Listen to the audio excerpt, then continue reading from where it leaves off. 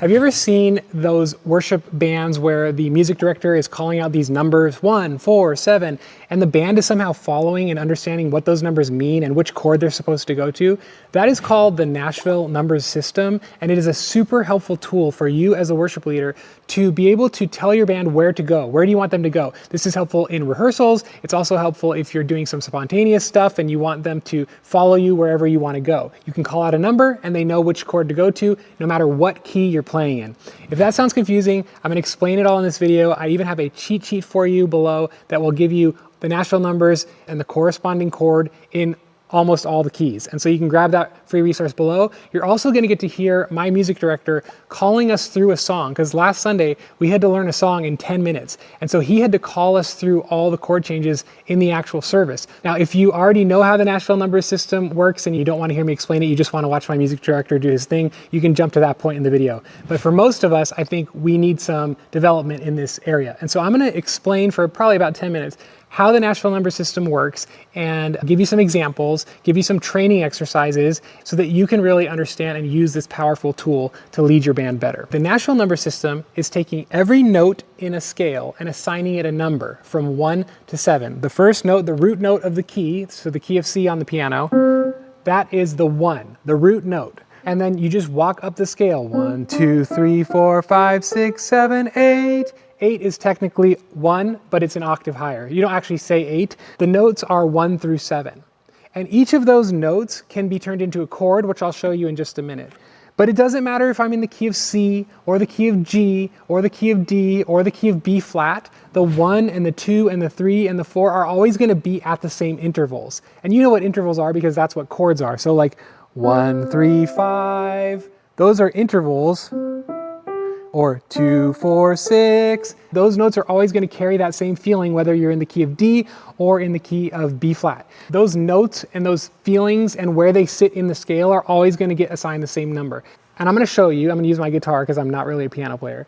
So in the key of G, you have 1, 2, 3, 4, 5, 6, 7, 8, which is also G, the octave of 1. So those are the numbers. Now you can actually play whole chords out of each of those notes. 1, 2, 3, 4, 5, 6, or 6 up here, doesn't matter. 7 is a little bit weird, diminished, and we almost never use it, only sometimes. And then back to the 8 octave G. And there's an important distinction on the numbers that I should probably just explain now.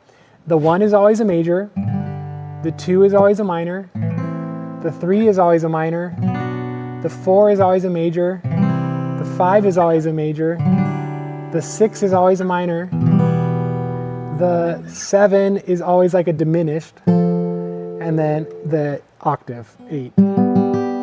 So minors are always 2, 3, and 6, and majors are always 1, 4, 5.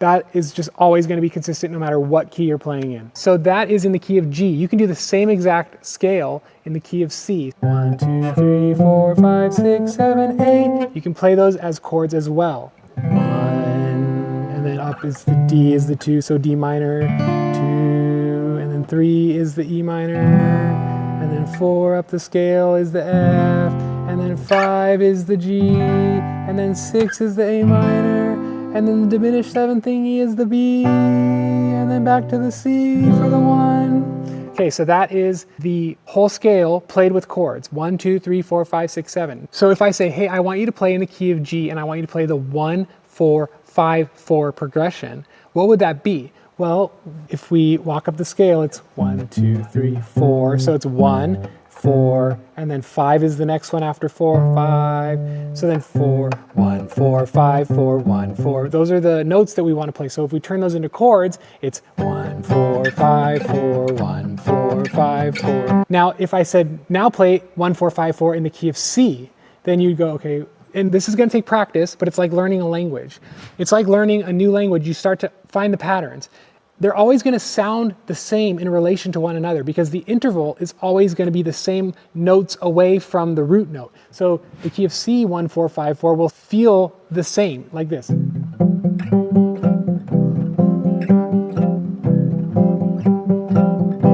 Okay, just like. Or if I did it in the key of D, 1, 4, 5, 4. Does that make sense? So it's always going to feel the same. And you start to find familiarity in like, oh, the 6 always leans a little bit because it's a minor. So if we were doing like Blink-182, you know how every single song is like,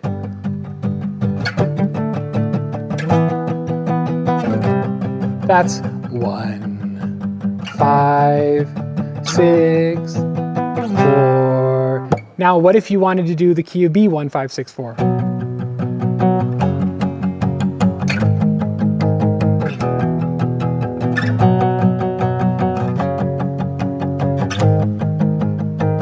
You see how they feel the same even though they're in different keys? It's because the intervals are always the same.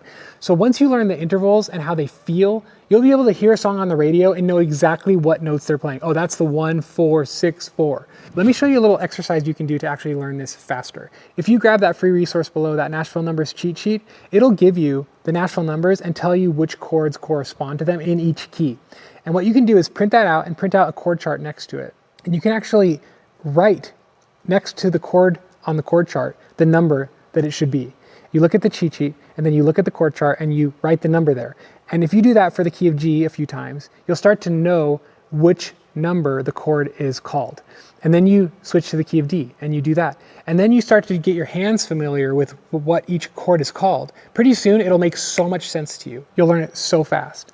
Now, let me just show you one more example and then you can listen to our music director calling us through the chords because I want you to pay attention to when he calls the timing. So in the song Everlasting God, it's like 3, 4, 3, 4, 5, 6, 5. So if you look at the scale, 3, 4, 3, 4, we're going up at 5, 6, and then down to the 5, 3, 4, 3, 4, 5, 6, 7, 1, you are the everlasting God. Does that make sense?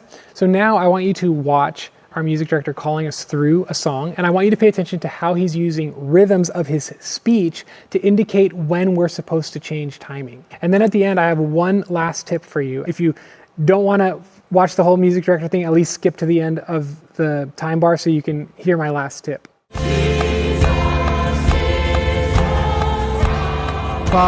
3,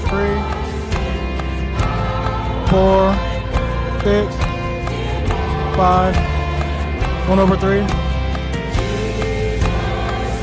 4, 6, 4, change, walk down from 6, 1 over 3, 4, 1, 2, 3.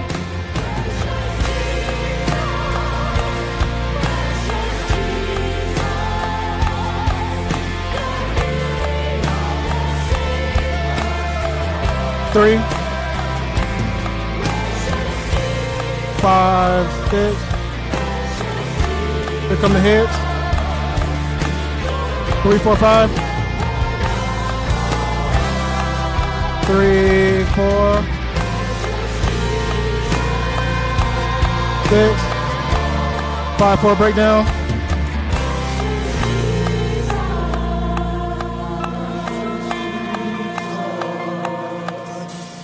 So did you notice how he was using the rhythm of his speech to indicate the rhythm of our chord changes? He was kind of telling us when to change, and he was doing it about 2 beats before. And I found that to be like a safe number. It's rhythmic. It's kind of like if you hear gospel music where the singer will sing the line before the church is supposed to sing it, and it's like dun dun bum bum dun dun bum bum, right? It's kind of like that. 1, 2, 3, 3, 4, 5, 6, 3, 4, 5, 6. So using rhythm, keeping it musical is a helpful way to call the chords. So grab that cheat sheet below, try that exercise where I show you how to write things out, and know that it takes time. It takes time to recognize these patterns, but soon you'll be able to hear music and know exactly what chord you're supposed to be playing. Hit the like and subscribe button if you liked this video, and if you want more stuff like this, let me know in the comments. If you have questions, leave a comment and I will get back to you. But thanks for letting me encourage you,